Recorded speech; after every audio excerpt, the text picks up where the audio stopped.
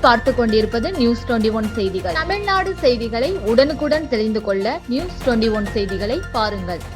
திண்டுக்கல்லில் கலைஞரின் கனவு இல்லம் திட்ட பயனாளிகளுக்கு பணி உத்தரவு வழங்கும் விழா. திண்டுக்கல் மாவட்டம் ஆத்தூர் தொகுதியில் ஊரக வளர்ச்சித்துறை அமைச்சர் ஐ. பெரியசாமி கலைஞரின் கனவு இல்ல திட்டம் பணி உத்தரவு ஆணைகளை பயனாளிகளுக்கு வழங்கினார். மாவட்ட ஆட்சியர் சரவணன் தலைமையில் நடைபெற்ற இவ்விழாவில் ஊரக வளர்ச்சித்துறை அமைச்சர் ஐ. பெரியசாமி கலந்து கொண்டு பேருரை ஆற்றி பயனாளிகளுக்கு பணி உத்தரவு ஆணையை வழங்கினார். மேலும் இவ்விழாவில் திண்டுக்கல் பாராளுமன்ற உறுப்பினர் சச்சிதானந்தம் கலந்து கொண்டு வாழ்த்துரையாற்றினார். மேலும் இவ்விழாவில் மாவட்ட துணை ஆட்சியர், வட்டார வளர்ச்சித்துறை அலுவலர்கள், ஊராட்சி செயலாளர்கள், கலைஞரின் கனவு இல்ல பயனாளிகள் என பலர் கலந்து கொண்டனர். நியூஸ் 21 செய்திகளுக்காக ரமேஷ். அவர் சமீபமாக சொன்னாருங்கிறது எனக்கு தெரியல. அவர் சொன்னது ஒன்றே வேணும்னு கேட்குறான் அப்படின்னு. அது அவருடைய உரிமை. அதே சமயத்தில் எங்களுடைய தலைவரை பொறுத்தளவில் மார்க்சிஸ்ட் கம்யூனிஸ்ட் கட்சி இருக்க, இந்திய கம்யூனிஸ்ட் கட்சி இருக்க, கூட்டணி கட்சிகள் அத்தனையும் எங்களுடைய முதலமைச்சர் அவர்கள் 7 ஆண்டு காலம் ஒரு சின்ன அதாவது ஒரு தூசி விடப்படாமல் அந்த கூட்டணி, இடதுசாரி கூட்டணிகள் இன்றைக்கு பார்த்தீர்கள் என்றால் வலதுசாரி ஒரு பக்கம் இருக்குது. உங்களுக்கு இந்தியாவில் இன்றைக்கி இடதுசாரி ஒரு பக்கம் இருக்குது.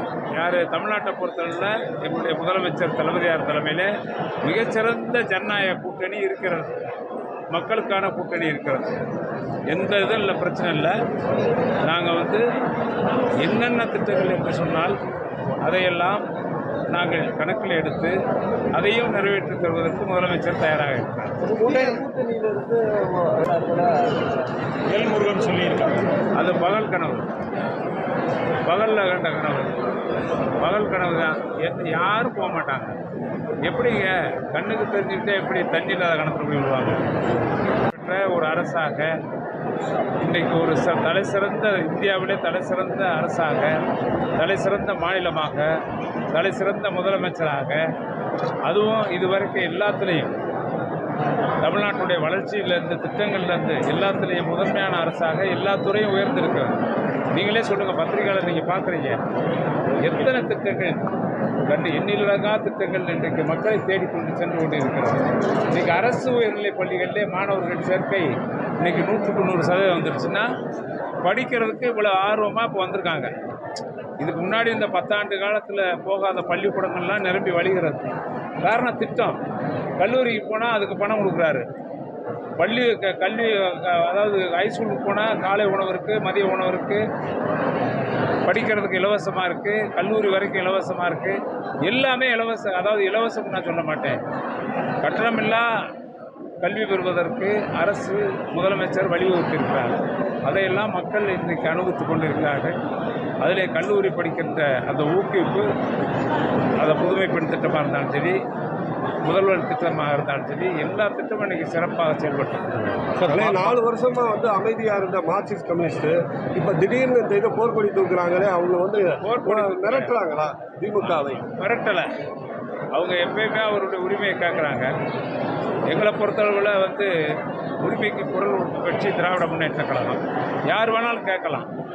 அதையெல்லாம் எங்களுடைய மாண்புமிகு முதல்வர் அவர்கள், தலைவர் அவர்கள் நிச்சயமாக பரிசீலிப்பார். ஆட்சியில் பங்கு சீட்டு அதிகமாக கேட்போம் அப்படின்ற மாதிரி திருமாவளவன் ஆட்சியில் சூழ்நிலை இல்லை. இப்போ நல்லா இருக்க சூழ்நிலை. இப்போ தமிழ்நாட்டில் 234 தொகுதியில் 200 தொகுதி திராவிட முன்னேற்ற கழக கூட்டணி தான் வெற்றி பெற போகுது. அப்புறம் சார், பிஜேபி கூட்டணியில் அதிமுக பிஜேபி விரித்த வலையில் அதிமுக சிக்கி கொண்டதுன்னு திருமாவளவன் சொல்லியிருக்காரு. அதை நீங்கள் என்ன இப்போ நோக்கி பார்க்குறீங்க? அது உண்மைதான். ஈடி வரக்கூடாது, ரெய்டு வரக்கூடாது, இன்கம் டேக்ஸ் வரக்கூடாது, சுதாரணமாக இருக்கணும்னு இருக்காருப்பா. கம்யூனிஸ்டாக இருக்கட்டும், விடுதலை சிறுத்தைகளாக இருக்கட்டும், அதிகப்படியான சீட்டுகள் கேட்டு முன்வைக்கிறாங்க. அதை பற்றி எங்கள் தலைவர் பேசுவோம். எவ்வளோ வேணாலும் கேட்கட்டும். இப்போ நான் சாப்பிடணுங்கிறேன், எனக்கு 100 புரோட்டா வச்சு என்ன சாப்பிட முடியும்? என்னால் 2 இட்லி 3 இட்லி தான் சாப்பிட முடியும். நான் எப்படி சாப்பிட முடியும்? அவரவர்கள் தகுதிக்கு வந்தார் போல. ஏற்கனவே கடந்த காலங்களில் எந்தெந்த இயக்கத்திற்கு எத்தனை இடங்கள் ஒதுக்கீடு செய்யப்பட்டதோ அந்த அடிப்படையில் மாண்பு முதலமைச்சர் அவர்கள் முடிவு செய்து வழங்குவார். கூட்டணி கட்சியினருக்கு அதிக சீட்டு கேட்பதற்கான அதை முதலமைச்சர் நான் ஏற்கனவே அன்றைக்கே சொல்லியிருக்கேன். ஒரு நாள் சொன்னேன்லாங்க, எங்க நாயுடு மகாலில் எல்லாம் முதலமைச்சர் முடிவு செய்வார்னு சொல்லியிருக்கேன். இந்த பாஜக வந்து யாரும் போக மாட்டாங்க நம்மளை விட்டு. இந்த பாஜக ராணிப்பேட்டை மாவட்டம் ஆற்காடு பேருந்து நிலையத்தில் மாதந்தோறும் பௌர்ணமி அன்று அன்னதானம் வழங்கி வரும் Sri Jothilingeswarar சிவனடியா Seva public charitable trust பல்வேறு ஆன்மீக பணிகள், பள்ளி மாணவ மாணவிகளுக்கு உதவி செய்தல், மரம் நடுதல், இரத்த தான முகாம் நடத்துதல், மருத்துவ முகாம் நடத்துதல், துப்புரவு பணியாளர்களுக்கு நலத்திட்ட உதவிகள் வழங்குதல் போன்ற எண்ணற்ற பொது சேவை பணிகளை செய்து வருகின்றனர். இதில் உதவி செய்ய விருப்பமுள்ளவர்கள் தொடர்பு கொள்ளவும். நிறுவன தலைவர் ஜெய் மாருதி சரவணன், எண் 3, ராஜ முதலியார் தெரு, ஆற்காடு, ராணிப்பேட்டை மாவட்டம். மேலும் விவரங்களுக்கு 9040405952 8098187924 என்ற எண்ணை தொடர்பு கொள்ளவும்.